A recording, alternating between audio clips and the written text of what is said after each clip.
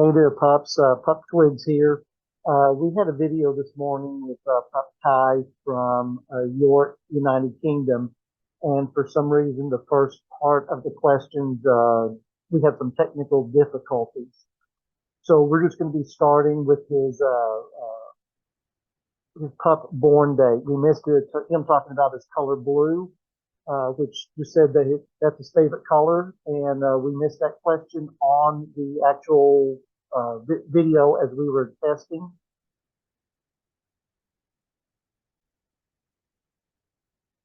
Hey everyone, Pup Twigs here. Welcome to another episode of Unleashed.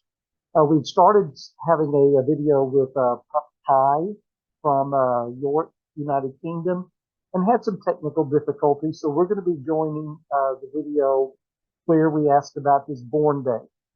He is out of the UK, and his favorite color is blue, and hence that's the reason why he picked blue as his hood color. So we'll be joining him in just a moment. And I know I've had several pups ask about hood colors. Is there a significance to the blue that you picked? Not really. I got a tattoo 15 years ago, and it's a little star on my pelvis here. And I got it coloured in blue, and it was always a colour that sort of resonated with me. I always felt blue was my colour, so that's sort of, you know, Okay. where my colour comes from. Okay. And I do also really like the idea of just black and white. Black and white's a very nice look, and I really like that on a Okay. pup. So I know some pups have it, some pups don't. But does Pup Kai have a born date when Pup Kai started? Well, I think I was sort of my boyfriend bought my first tag for me.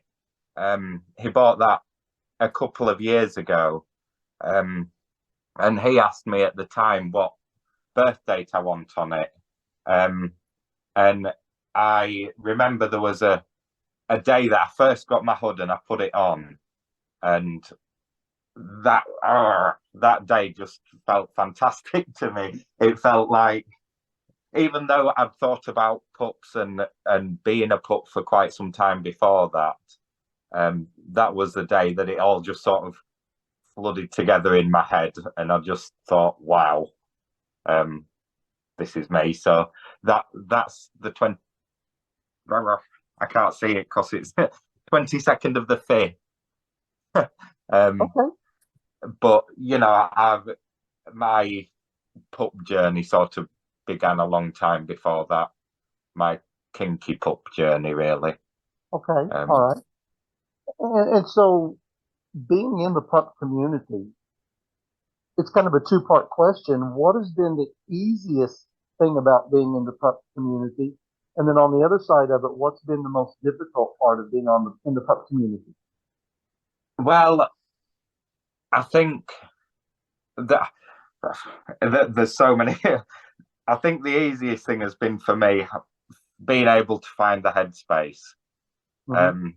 Once I'd found my hood and I'd got my first hood, not this hood, it was a previous hood, and I managed to, yeah, it just all comes to me, and I'm just feel like a pup, and I think that was the easiest thing for me to find. So that was the easiest part, I think, for Okay. me, and it continues to be. I there isn't a day goes by where I don't just want to be a pup, and I just, Sure.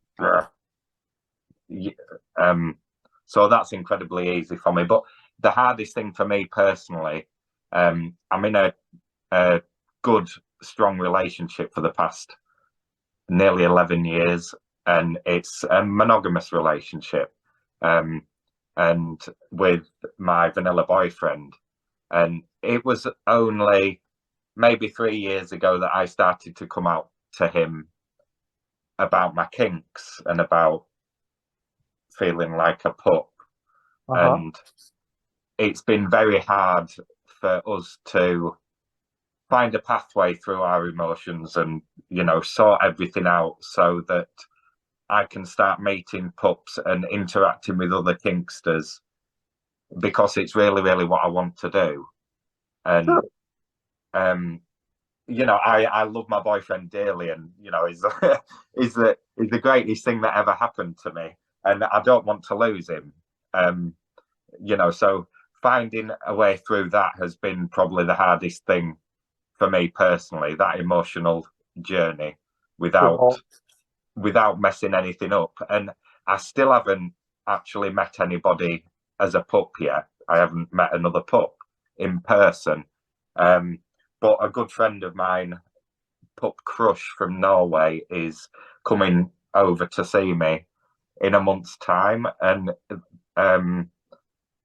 is a friend that I've known on Instagram for a couple of years now, and his influence on me daily has been amazing. He's been a bit like an alpha to me. So he isn't my alpha, but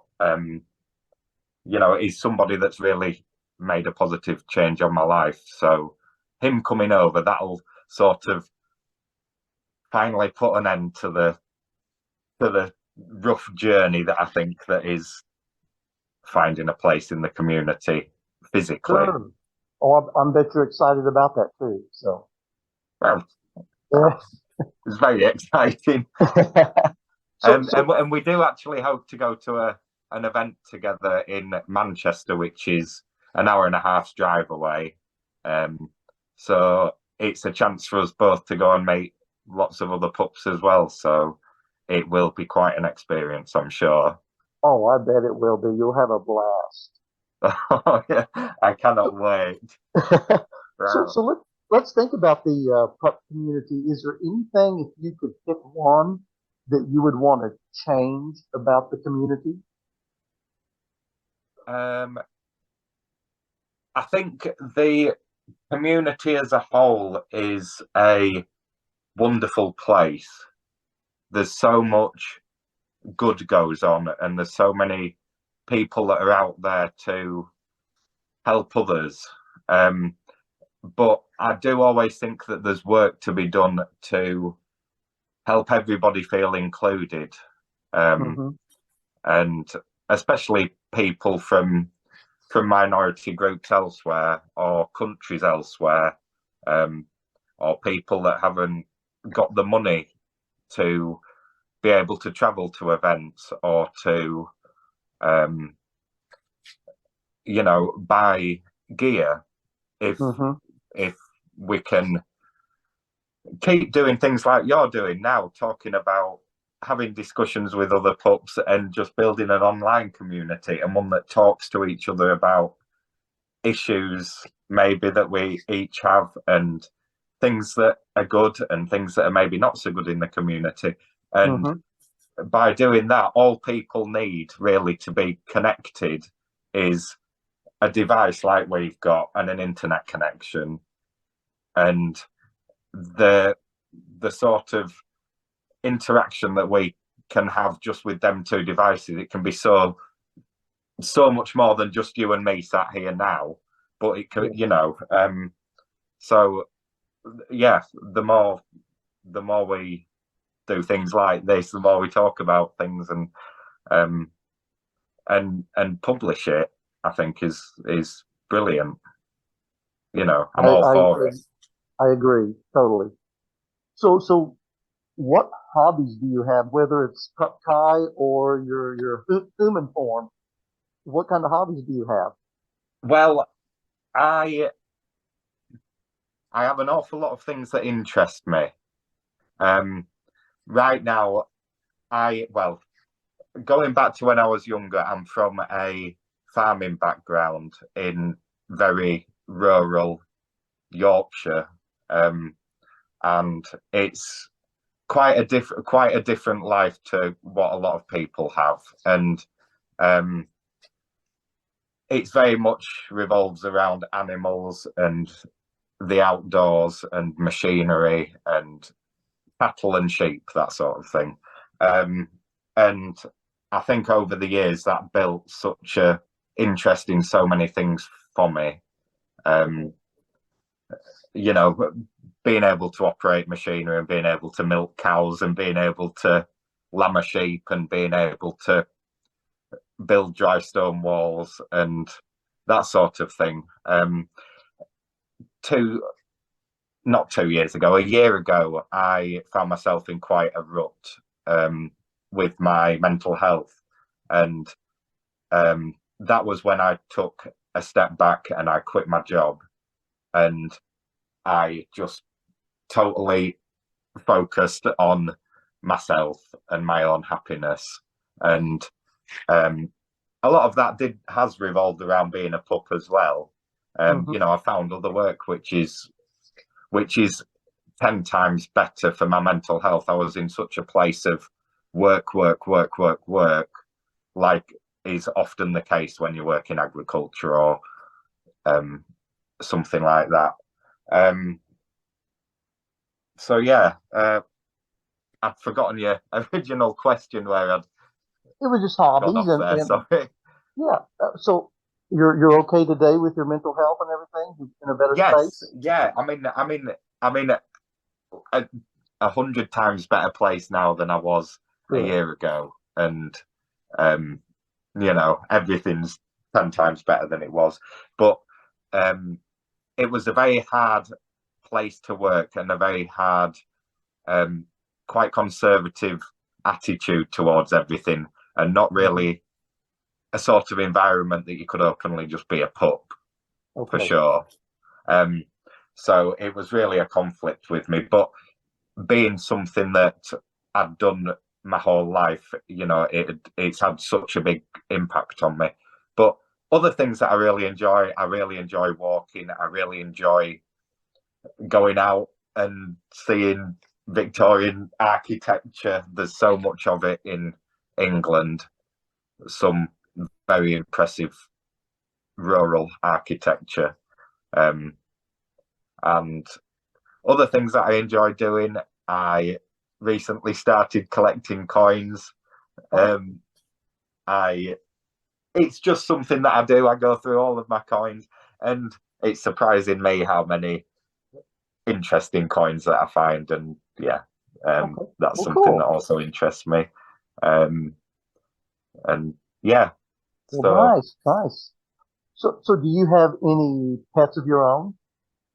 Yes, I have a pet, a little. I call her a little. She is little, but she's not. She's not. She's not young. She's 9 years old. But I have a Patterdale Terrier. Oh, nice. And she's been quite influential with me being able to find my puppy side. I think when you just get down on the floor and you just roll about and chuck a ball for a dog. It's just heaven, and it, like, you know. Oh, that's amazing. Yeah. So this Pup Kai, how do you identify? Are you more beta, omega, alpha? I would say that I'm a beta just because there is an element of me that likes things my own way. You know, I don't think I'm quite submissive enough to be a omega. And I do also think that I maybe have a little bit to give in the way of assistance to a beta, to his omegas, sort of thing. So, and that's how I identify too as a beta. Sometimes I want to be a leader, sometimes I want to be a follower. Yeah, and yeah, and it's fun to be able to be either. It's just like my sexual side, really. I'm a switch, so I would say I'm a submissive switch, but yeah, that's me through and through. You. Okay, all right. Best of both worlds. So if you met someone that was just starting to get into the pup community, what kind of advice would you give them? I would say just talk to anybody who is already in the community that you have seen. You know, reach out, just communicate with people.